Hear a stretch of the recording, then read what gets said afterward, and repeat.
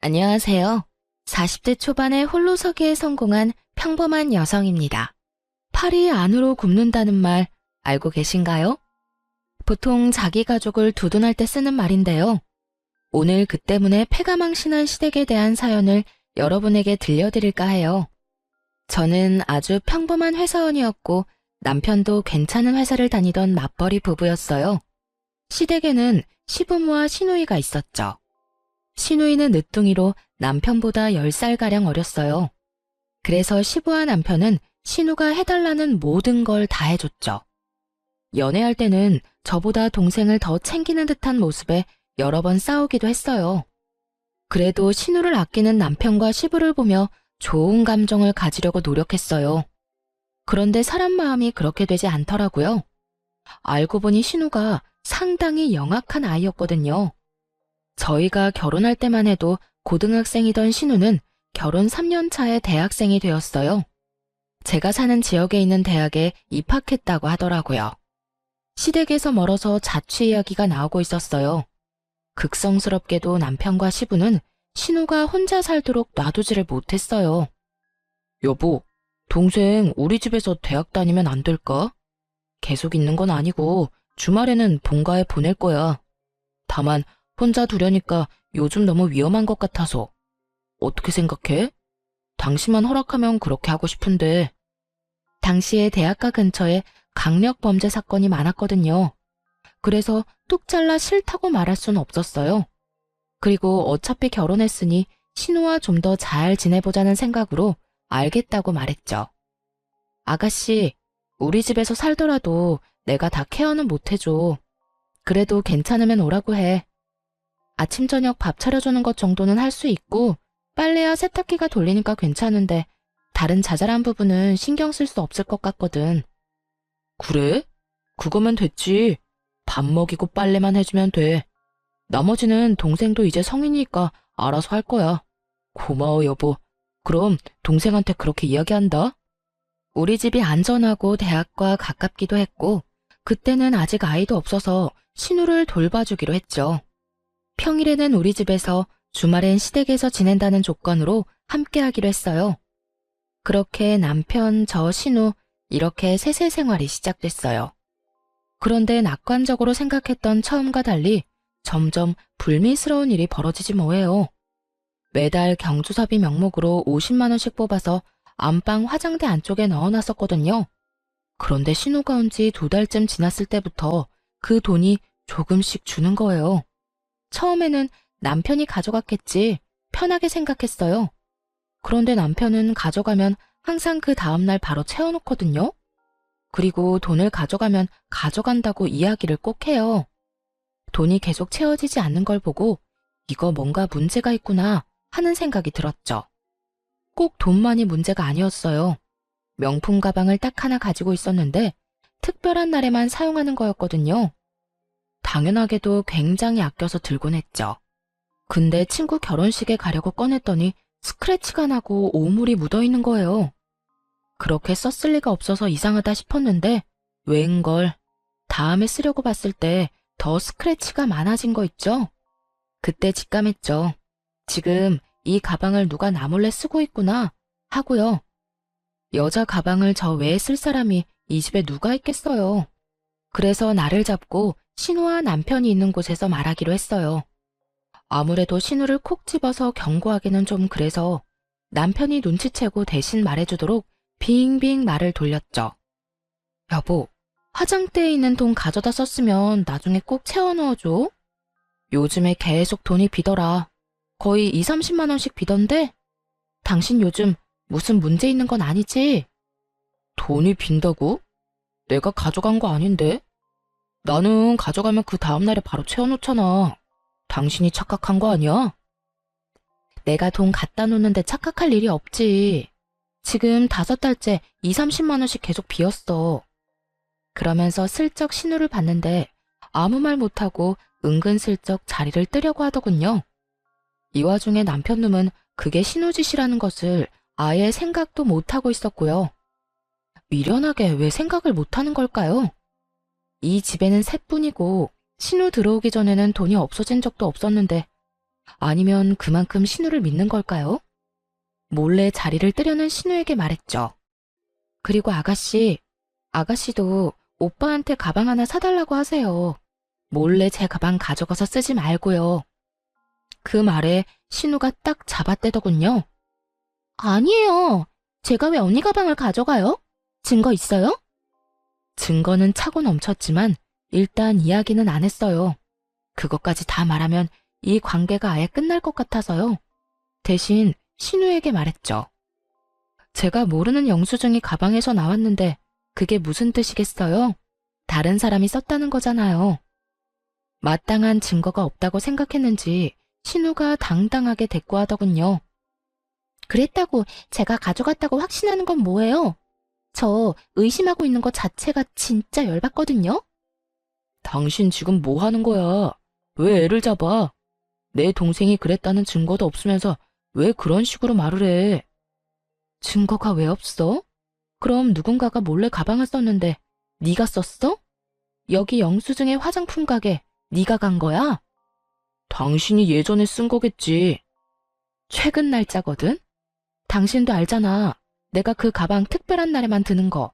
아님 진짜 네가 가져갔던 거야? 너 바람 피우니? 어떤 여자한테 화장품 사줬는데? 본인이 궁지에 몰리자 남편이 그러더군요. 그래, 얘가 좀 썼다고 쳐. 그래도 훔쳐간 것도 아니고 다시 가져왔잖아. 예쁜 가방 들고 싶어서 애가 좀 쓸 수도 있지. 당신이 가져가지 말라고 한 것도 아니잖아. 지금 그걸 말이라고 해? 남의 물건에 손대는 건 엄연히 나쁜 짓이야. 그리고 당신이 왜 화내는 건데?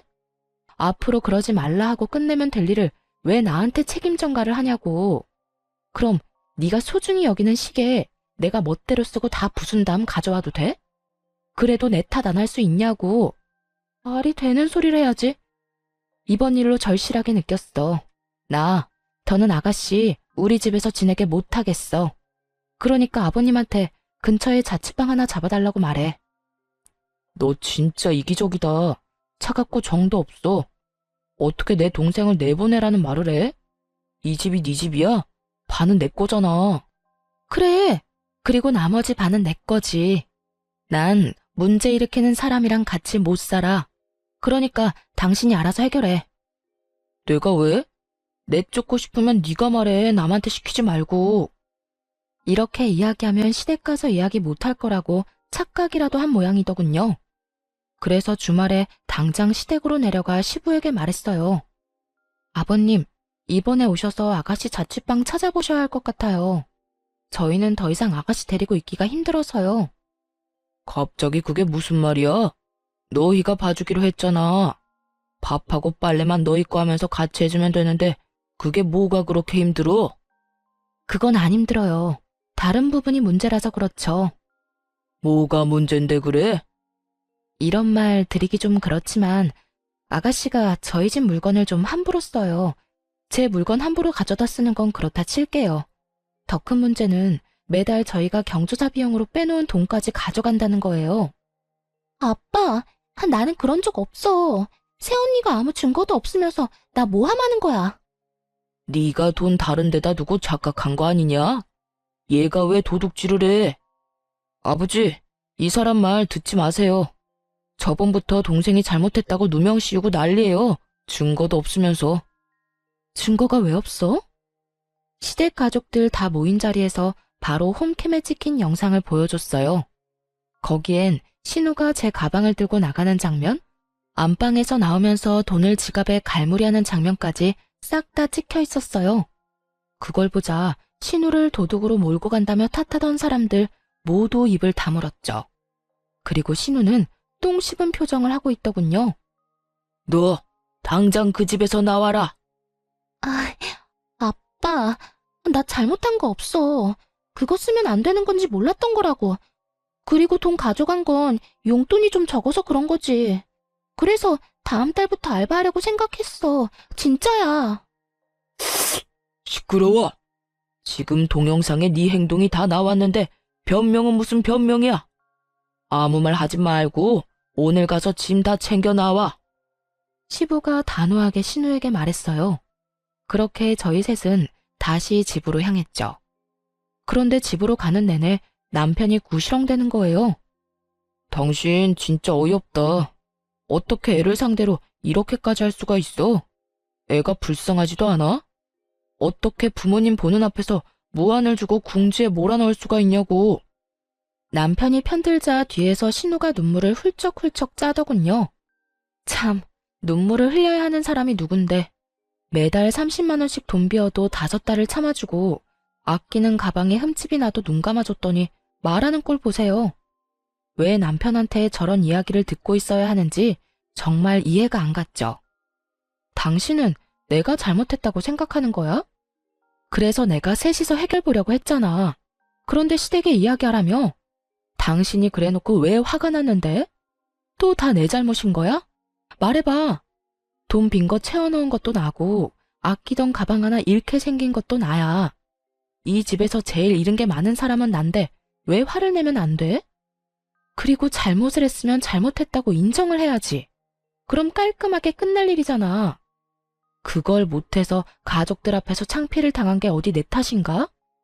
당신이며 시부모님이며 애를 오냐오냐 키우니 이러지. 애가 무슨 짓을 해도 혼 안 날 거라 믿고 저렇게 나쁜 짓을 하잖아. 잘못된 걸 알려주지 않고 두둔만 하는 당신이랑 아버님이 제일 잘못됐다고 봐.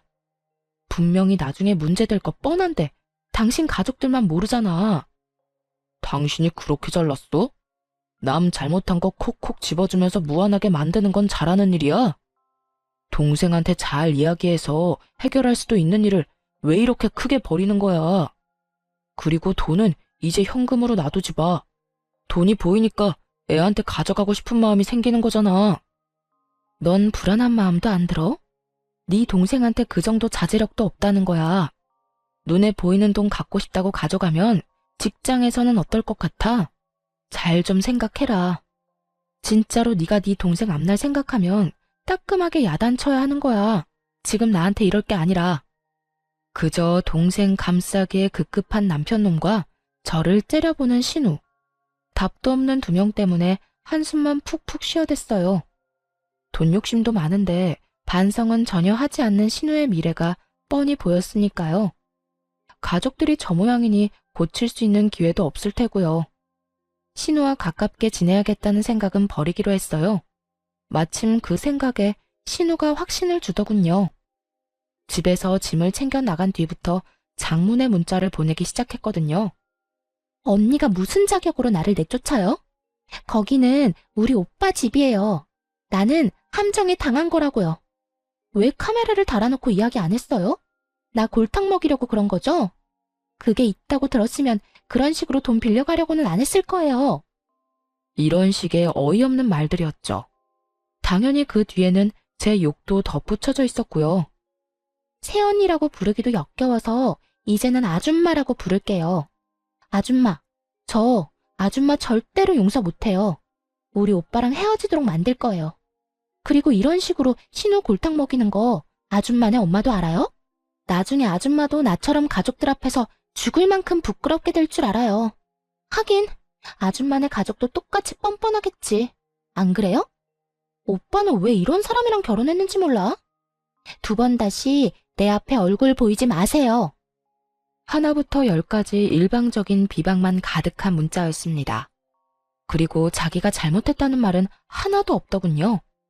답장은 단 한 번도 보낸 적 없어요. 처음에는 허공에 대고 쇼하는 것 같았는지 더 심한 욕설을 보냈는데 다 무시했더니 그 뒤로는 보내지 않더군요. 대신 그 문자와 전화 내용을 고스란히 저장해뒀어요. 언젠가는 쓰일 거라는 생각이 들었거든요. 그렇게 신우와는 사이가 멀어졌어요. 동시에 시부모와도 서먹해졌죠. 그분들은 어른인 제가 신우를 감싸주지 못했다며 탓하고 싶었던 모양이에요. 신우가 잘못했다는 걸 뻔히 알면서도 말이에요. 하지만 실제로 피해를 입은 건 이쪽이니까 뭐라 말은 못하더군요. 쪼잔하게 행동과 표정으로 탐탁치 않아 한다는 걸 보여줄 뿐이었죠. 그리고 신우는 대학 2학년 때 중퇴를 했어요. 본인 말로는 취직이 됐다며 서울로 향했는데 딱히 큰 기대는 하지 않았어요. 잘 다니던 대학을 그만두면서까지 갈 직장이 대체 어디라고요? 남편과 시부만이 좋은 곳에 갔을 거라며 좋아하더군요. 그런데 신우가 직장에 취직한 후 180도로 달라진 모습으로 연락을 해오더군요. 한껏 나를 세우며 얼굴 보이지 말라던 건 까맣게 잊고 말이죠. 언니, 잘 지내요? 요즘 많이 바쁘죠? 제가 취직한 건 알고 있죠? 사실은 오빠한테도 곧 말할 건데 투자와 관련된 회사에 취직을 했어요.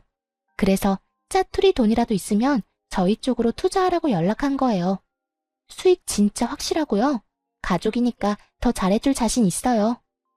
딱 들으니 의심스러운 말투였지만 웃으며 이야기했죠. 아가씨, 그런 돈이 있으면 이렇게 힘들게 살겠어요? 남편도 얼마 전까지 실직 상태였던 건 알죠? 6개월 동안 저 혼자 벌어서 생활하느라 돈이라고는 눈 씻고 봐도 없어요. 그때 빌린 돈 갚느라 힘들고요. 만약 돈이 생기면 직접 아가씨한테 연락할게요. 그렇게 돌려서 거절했어요. 남편이 중간에 갑작스럽게 퇴사를 하고 나오는 바람에 실제로 돈도 없었고요. 그러고도 결국 돈이 모자라 그 뒤치다꺼리를 얼마나 했는데요. 어느 정도였냐면 친정 부모님에게까지 돈을 빌렸었거든요. 결혼할 때 아파트 비용으로 1억 정도 마련해 주시느라 많이 애쓰셨는데 그런 상태에서 2천만 원을 더 빌려서 써서 미안한 마음뿐이었어요. 그래서 최대한 빨리 돌려드릴 생각으로 약 1년간 돈을 모으고 있었죠. 그렇게 신우와의 통화를 끊고 남편에게 말했어요. 당신 혹시라도 아가씨가 투자하라고 하면 절대 하지 마. 알았지? 우리 지금 돈 갚는 것만으로도 버거워. 나중에 당신 돈 더 벌고 나서 목돈 좀 생기면 해주든지. 아무튼 지금은 절대로 먼저 나서서 할 생각 하지 마. 알았어. 내가 애야. 알아서 다 잘할 거니까 걱정 마. 남편은 호기롭게 대답했지만 왠지 모르게 걱정이 되기 시작했어요. 그래도 돈으로 사고 친 적은 없었으니 마음 편히 있었죠. 그런데 며칠 후 시부가 잠깐 시댁에 오라고 하더군요. 할 말이 있다고 말이죠. 무슨 일일까 하면서 갔더니 정말 어이없는 말을 꺼냈어요. 막내가 일하러 서울로 갔는데 자취를 해야 한다고 하네. 전세보증금 좀 빌려달라는데 우리도 돈이 별로 없어. 너희가 돈 좀 보태주면 안 되겠니? 그냥 달라는 건 아니고 빌려달라는 거야. 두 사람을 데려다 놓고 말하고 있었지만 실상은 저한테 하는 말이었어요. 남편이었다면 말할 것도 없이 무조건 빌려줬을 테니까요. 그래서 딱 잘라 거절했죠. 아버님, 죄송한데 안 될 것 같아요. 결혼 후에 남편이 실직하고 힘들 때 친정에서 돈을 좀 빌렸었거든요. 원래 쓸 곳이 있는 돈이어서 저희가 빨리 돌려드려야 해요. 아니, 꼴랑 6개월 쉬었는데 무슨 돈을 빌려? 너희 돈 모아둔 거 하나도 없었어? 결혼할 때 남편이 대출을 많이 끼는 바람에 대출금이 워낙 많아서요. 사실 제가 버는 것만으로는 생활비도 감당이 안 됐거든요. 게다가 실업급여도 받을 수 없었다고 했고요. 그래서 돈이 하나도 없는 거야? 너희 진짜 이렇게 살아서 어쩌려고 그러냐? 미래 좀 생각하면서 살아야지. 그러게 말이에요. 이런 변수가 있으면 돈 모으기가 어렵잖아요. 그냥 좀 참고 일하든 아니면 다른 직장 알아보고 나오든 해야 했는데 자기 마음에 안 든다고 남편이 무턱대고 나와버렸으니 어쩌겠어요. 게다가 오랫동안 일한 것도 아니고요. 남편은 결혼할 때 퇴사를 하고 그 퇴직금을 결혼 비용으로 사용했었어요. 그 다음 회사에서 3년을 일하다가 자기랑 안 맞는다고 때려치우고 나온 거예요. 그러니 실업급여도 못 받고 퇴직금은 얼마 되지도 않았죠. 그렇게 나와서 6개월간 취직은 못했지. 돈은 매달 빠져나가지. 혼자 돈을 벌어야 했던 저까지 힘든 상황이었죠. 자기 아들 잘못이니 시부도 더 말을 못하더라고요. 시댁에서 나오면서 남편에게 말했어요. 통장에 모아둔 돈 있지? 그거 나한테 줘. 다음 달 월급이랑 보너스 나오면 2천만 원 만들어서 엄마한테 보내주게. 그 돈 꼭 지금 줘야 해? 어머님이 우리한테 지원해 주신 걸 수도 있잖아. 전화해서 한번 여쭤봐. 그냥 주신 거 아니었냐고. 갑자기 그게 무슨 소리야? 너 설마 그 돈 썼어? 아니, 그게 동생 빌려줬어. 미쳤어? 그 돈을 왜 네가 맘대로 빌려줘? 그럼 어떡해, 동생이 급하다는데. 나라고 그냥 아무 생각 없이 줬겠어? 솔직히 당신도 그냥 말만 그렇게 한 거잖아. 무조건 친정에 갚도록 만들려고. 원래 이런 돈은 그냥 고맙습니다 하고 받아서 쓰는 거야. 그거 우리 부모님 전세 재계약할 때 쓸 자금이거든? 미친놈아. 네가 뭔데 우리 부모님 돈을 멋대로 쓰고 난리야. 이미 빌려줬어. 그건 당신이 알아서 처리해. 그리고 부모 자식끼리 돈 좀 빌려주고 늦게 갚을 수도 있는 거지. 미친놈. 답이 안 나오더라고요. 너무 열받아서 그 다음날 연차 쓰고 집에 와서 뭘 했는 줄 아세요? 남편이 아끼는 물품들 사진 찍어서 중고 어플에 올렸어요. 고가의 시계부터 얼마 전에 직접 구매한 스타일러까지 싹 다요. 그리고 남편에게 어플 캡처를 보내주며 돈 안 갚으면 이것들 진짜 팔겠다고 했죠. 남편이 기겁하고 전화를 하더군요. 당신 미쳤어? 그걸 왜 팔아? 아직 할부도 다 안 끝난 건데. 너는 그럼 내 허락 받고 그 돈 아가씨한테 빌려줬어? 네가 한 짓이랑 똑같은 짓 한 거야. 당장 돈 가져와. 안 그러면 지금 여기 세워져 있는 당신 차도 팔아버릴 테니까. 아니, 동생한테 돈 좀 빌려줄 수도 있지. 다른 데 쓰는 거 아니고 전세 보증금이라잖아. 사람이 왜 이렇게 못났어? 그럼 당신은 우리 엄마 아빠 책임질 거야? 전세 재계약 못해서 길거리에 나앉으면 책임질 거냐고. 이쪽도 생계가 걸린 문제야. 아가씨 도와줄 돈 없으면 대출을 받든가 하지. 왜 친정돈을 건드리는 건데? 내가 책임지면 되잖아. 거짓말인 거 다 알아. 전세 계약금을 누가 2천만 원이나 올려받아? 장인 장모가 그 집에서 얼마나 사셨는데 말이 되는 소리를 해야지. 네가 친정에 돈 갚아주고 싶어서 그러는 거지? 네가 책임진다고? 그래, 그렇게 되면 책임진다고. 그러니까 내 물건들 팔 생각 절대 하지 마. 어쨌든 돈은 절대 못 돌려준다 이 말이지? 대신에 책임진다고. 뻔뻔한 남편의 말에 너무 열받았어요. 책임지겠다? 말은 누가 못해요. 그래서 친정 부모님한테 우리 집으로 들어오시라고 했어요. 전세 재계약 기간이 2달 정도 남긴 했는데 그 전에 돈을 돌려받아야 하잖아요.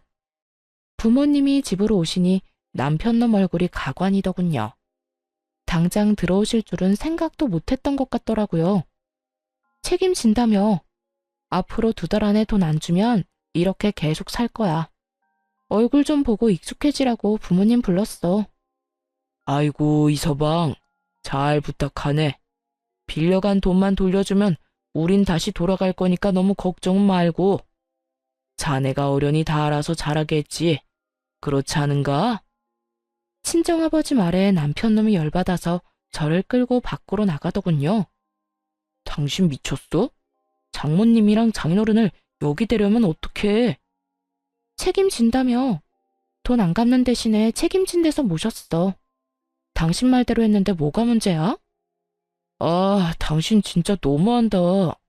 동생한테 빌려준 게 그렇게 고가웠어? 이해해줄 때도 됐잖아. 난 이해 못하겠으니까 혼자서나 이해하시고요. 돈이나 다시 달라고 해. 허락도 없이 남의 돈으로 선심 쓴 주제에. 돈 넘지 마. 너 이 돈 받아가면 우리 이혼이야. 아무리 그래도 이건 좀 아니지. 나도 여태 많이 참았어. 네가 내 욕하고 우리 집 무시한 거 모를 줄 알았어? 이미 동생한테 이야기 다 들었거든. 그나마 당신이 우리의 엄마라서 여태 참았던 것뿐이야. 맹세코 신우에게 그런 이야기를 한 적 없어요. 솔직히 하고 싶은 말은 너무도 많았지만 참은 거죠.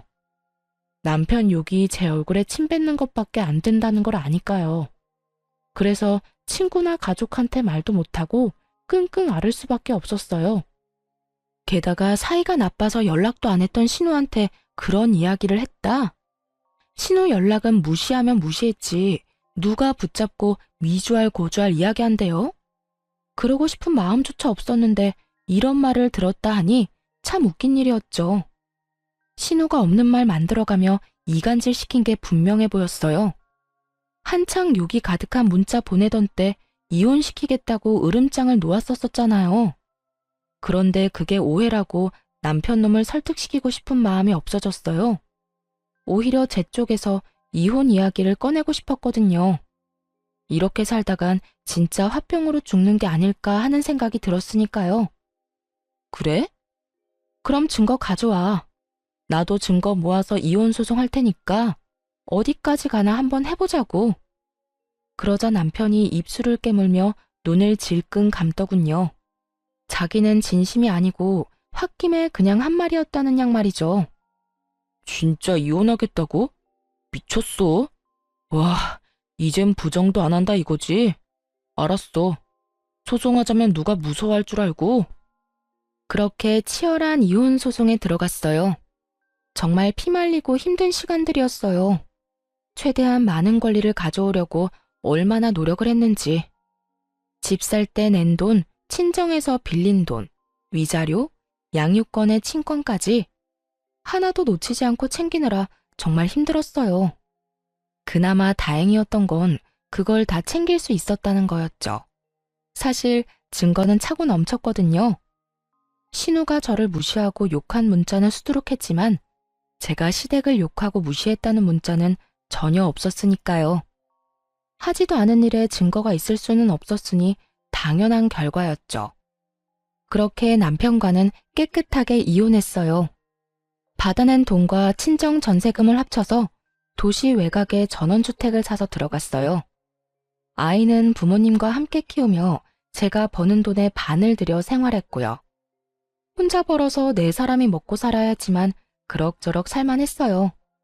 부모님 앞으로 나오는 연금도 있었고 집 대출금도 없었으니까요. 또 부모님이 애를 봐주니 야근을 할 수 있게 돼서 야근 수당도 톡톡히 챙겼죠. 부모님에게는 항상 죄송한 마음이었어요. 대신 그만큼 잘해드리려고 함께 여행도 자주 가고 맛있는 식사도 대접해드렸죠. 오히려 남편과 있을 때보다 더 마음 편하게 살 수 있게 됐어요. 그런데 이혼 후 몇 달이 지난 어느 날 회사 앞에 전신우가 찾아왔더군요. 떡하니 앞에서 기다리는 모습을 보고 당황했어요. 저한테 관심이 없어서 어디에서 일하는지도 모를 줄 알았거든요. 전신우 얼굴 보자마자 전 남편에게 문자를 보냈죠. 우리 회사 앞에 신우 와 있다고 무슨 일로 왔는지 아냐고 말이죠. 솔직히 제 얼굴을 보러 왔다고 생각하지는 않았어요. 지나가는 길에 우연히 마주치기도 싫은 사이니까요. 그런데 눈이 마주치자 전신우가 다가와 인사를 하더군요. 오랜만이에요. 잠깐 이야기할 수 있어요? 그렇게 말하며 회사 근처 카페로 가자고 했어요. 카페 안으로 들어가자 전 남편에게 전화가 오더군요. 왠지 찜찜해 전화를 받아서 대답은 하지 않고 휴대전화를 탁자 위에 올려뒀어요. 그러자 전신우가 먼저 말을 꺼냈어요. 언니, 이혼하니까 어때요? 혼자서 애 키우면서 돈 버니까 힘들죠? 그런 말 하려고 나 불렀니?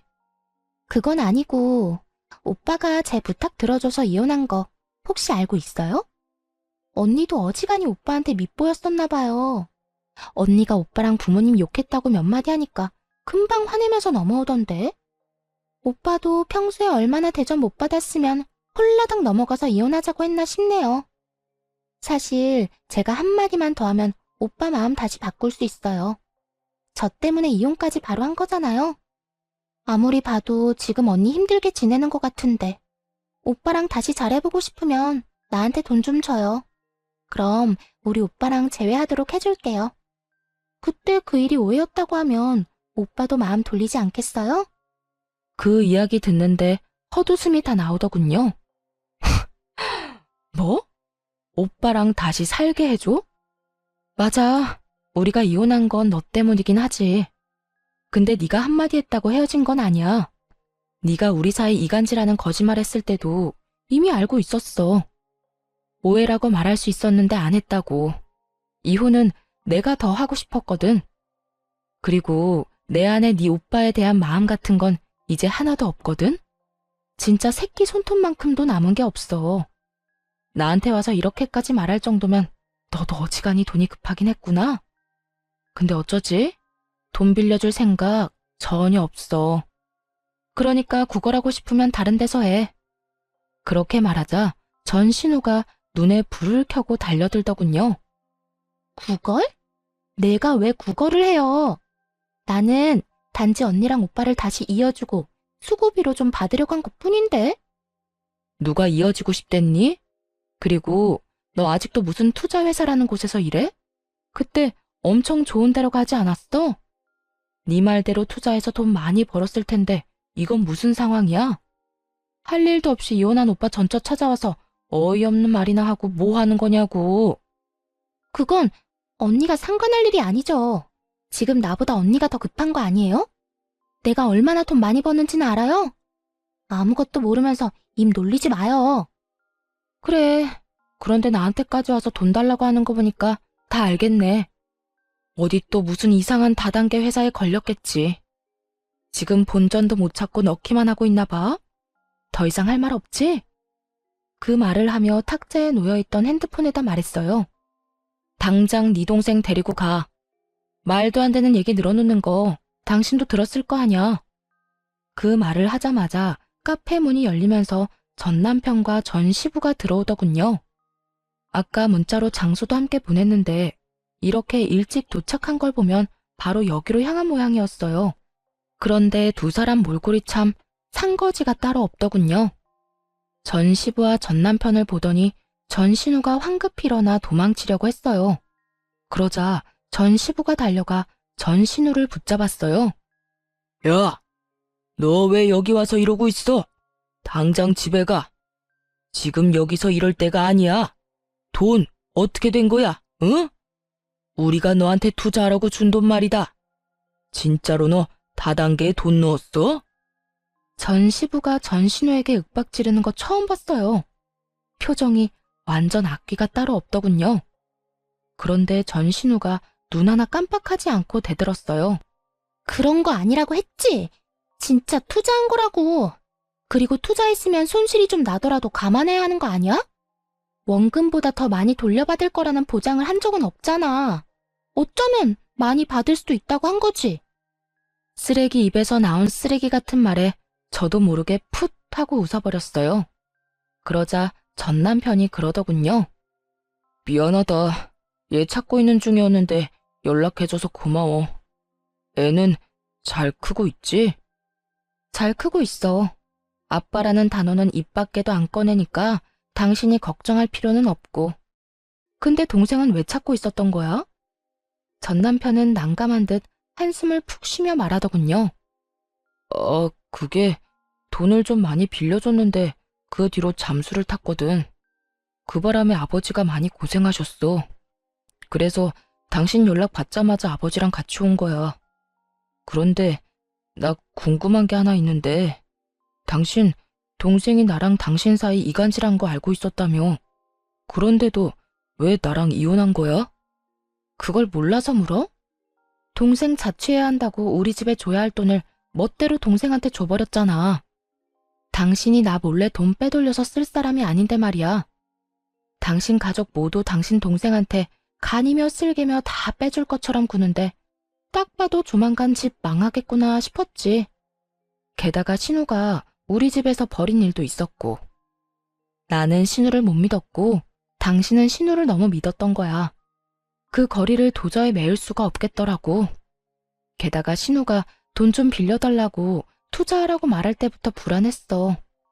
사이가 안 좋은 나한테도 그러니까 욕심이 많구나 하는 생각도 들었고.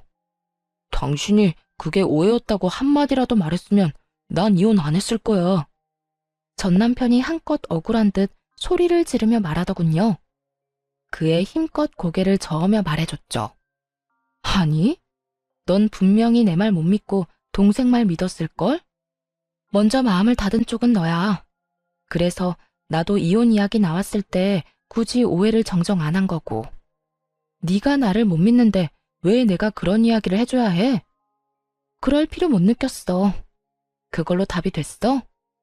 돈을 얼마나 뜯겼는지는 모르겠지만 왜 내 탓을 하는지 모르겠어.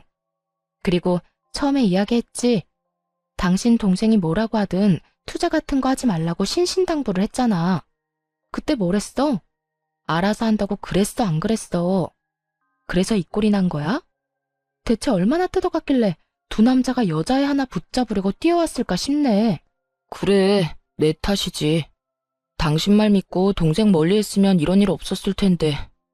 나 사실 당신이랑 이혼하고 나서 집 판 돈 동생한테 다 투자했어.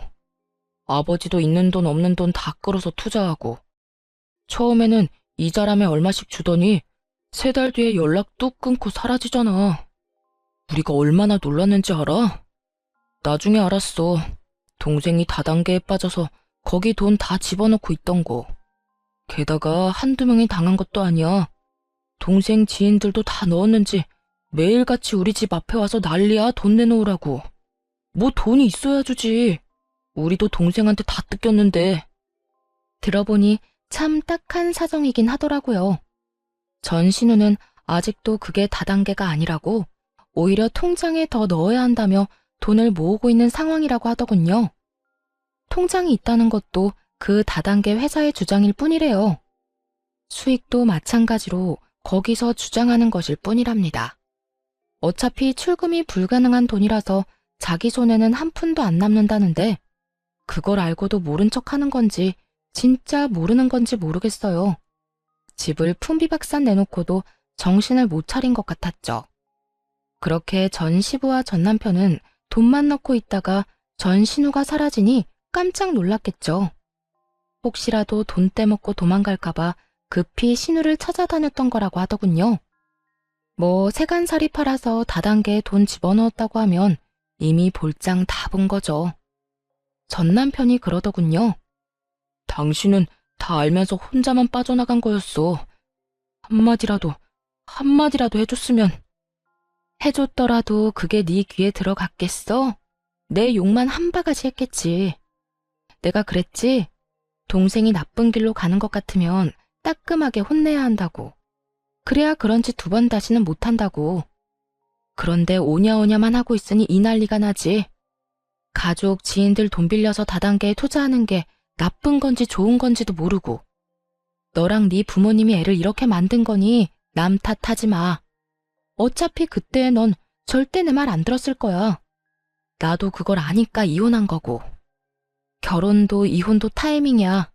지금 와서 후회해봤자 아무짝에도 쓸모없거든? 참 웃기지도 않더라고요. 왜 남 탓을 하는지? 본인이 눈, 귀 다 막아놓고 이제 와서 왜 너만 빠져나갔냐? 라고 하냔 말이에요. 저도 편하게 빠져나간 건 아니잖아요.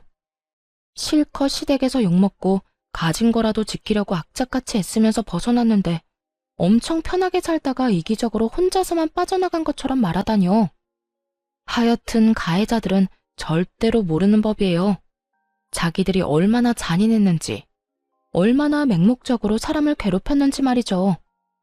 그때 전 신우와 전 시부 쪽에서도 엄청 큰 소리가 들려왔습니다. 이거사, 내가 너를 어떻게 키웠는데 이렇게 배신을 해? 그 돈이 어떤 돈인지 알아? 이 아버지가 평생을 바쳐서 모은 돈이야. 그걸 홀라당 다단계에 다 갖다 바치면 어떻게 해? 이제 나한테, 아니, 너한테도 남은 거 없어. 왜 남은 게 없어? 지금 당장 출금 안 되는 것 뿐이라니까. 그리고 이미 넣은 돈으로 이렇게 호들갑 좀 떨지 마. 돈 나오면 준다니까. 그 돈이 언제 나올 줄 알고. 그리고 네가 또 돈을 넣으려니 하는 말 아니냐? 이제 그만해라. 이제라도 다 포기하고 네 인생 살아. 한 달 일하고 월급 받으면서 평범하게 돈 벌어. 너 이런 식으로 하다간 진짜 끝장이야. 그렇게 벌어서 언제 돈을 모아. 힘들게 일해서 푼돈 버는 거 난 못해. 아빠나 오빠나 그렇게 하든지. 쉬운 방법이 있는데 왜 어려운 길로 가? 그리고 나 돈 많다고. 내 계좌에 얼마나 많이 들었는지 보여줄까? 전 신우는 절대로 그게 다단계가 아니라고 생각하는 것 같더라고요. 하긴 다단계에 빠진 사람이 쉽게 인정하지는 않겠죠. 사이트 터지고 피해자들이 여기저기 나타나면 그제야 당했다는 걸 알 테니까요. 그 전에는 아무리 주변 사람들이 이야기해줘도 안 믿는데요. 그저 돈 잘 버는 자기를 시기해서 하는 말이라고만 생각한다고 하더라고요. 그렇지만 전신우는 피해자인 동시에 가해자잖아요. 그러니 주변에서 아무리 말해도 듣지 않는 거겠죠. 죽었다 깨어나도 자기가 잘못했다는 걸 인정하고 싶지 않을 테니까요. 그렇게 돈이 많으면서 왜 사람들 만나서 돈을 빌려 이거 사? 그거 다단계야. 돈 절대 못 받는 거. 대학까지 가서 공부한 애가 왜 그걸 몰라? 중졸인 네 아빠도 아는 사실을. 너 지금 여기 와서 이럴 상황 아니야. 우리 집에 빚쟁이들이 얼마나 많이 찾아왔는지 알아? 지금 우리더러 돈 내놓으라고 네 가족이니까 책임지라고 아우성이야. 그건 어떻게 할 거야? 아, 몰라. 아빠랑 오빠가 어떻게든 해결해. 이제까지 문제 일으켜도 알아서 다 해결해줬잖아. 이번에도 그렇게 하면 되지. 뭐가 그렇게 큰일인데? 하던 대로 하라고 하던 대로. 그리고 나도 여기 온 거 그 사람들한테 돈 돌려주려고 그런 거야. 언니한테 돈 받아서 메꿔주려고 한 거라고. 근데 오빠는 도대체 뭘 어떻게 했길래 이렇게 정이 뚝 떨어지도록 만든 건데? 언니한테 뭐 여지라도 남겨놨어야 이용을 하든 말든 하지. 우와, 지켜보는데 머리가 다 아프더라고요. 쓰레기도 이런 쓰레기가 없었죠. 민폐갑, 진상대마왕, 이런 단어들이 절로 생각날 만큼 전신우의 행동은 민폐와 진상 그 자체였어요. 게다가 제 돈으로 빚쟁이들 돈 메워주려고 했다뇨. 그 빌어먹을 발상은 어디서 나오는 건지, 그리고 전남편과 이간질하려고 그렇게 애썼으면서 도리어 지금은 자기 오빠에게 왜 여지를 남겨두지 않았냐는 소리까지 하더군요. 필터 없이 더러운 생각을 입 밖으로 내는 전신우를 보며 전남편에게 말했죠. 참 잘 키웠다, 잘 키웠어. 만족하지? 너랑 네 부모님이 애 저렇게 만든 거야. 여동생이 싼 똥 열심히 치워봐. 직접 그런 미래를 만들었으니까. 너랑 이혼해서 정말로 마음이 놓인다. 안 했으면 어쩔 뻔했어? 이런 꼴을 나한테 보이면서 내 탓을 해? 너 양심은 있어? 내가 볼 때 저 정도면 병이야. 정신병원 입원이라도 알아봐야 하는 거 아니야? 하긴 말 안 해도 네가 잘 알아서 하겠지. 난 상관없는 사람인데 신경 쓸 필요는 없지. 전 남편은 쪽팔린 듯 고개를 숙이고 손바닥으로 연신 마른 세수만 하고 있더군요. 그런 아수라장을 두고 밖으로 나가며 전 남편과 전 신우에게 경고했어요. 이런 식으로 한 번만 더 찾아오면 만나주지 않고 경찰에 신고부터 할 거야. 그러니까 앞으로 연락하지 마. 이런 쓸데없는 데 시간 뺏기고 싶지 않거든. 지지고 볶고 싸우고 싶으면 가족들끼리 알아서 하라고. 그 뒤로 한두 달 뒤에 전 시댁 소식을 대충 듣게 됐어요. 전 신우는 제 말대로 정신병원 상담하고 입원하게 됐다고 하더군요. 본인도 어떻게 할 수 없다는 걸 잘 알고 있었던 것인지, 아니면 빚 독촉하는 사람들에게 돈 갚을 길이 없으니 도망간 것인지 모르겠지만 스스로 입원을 결정했다고 했어요. 남은 피해자들만 억울하게 된 거죠. 그리고 전 남편과 전 시부는 월세 들어 살면서 힘들게 빚 갚고 있다고 들었어요.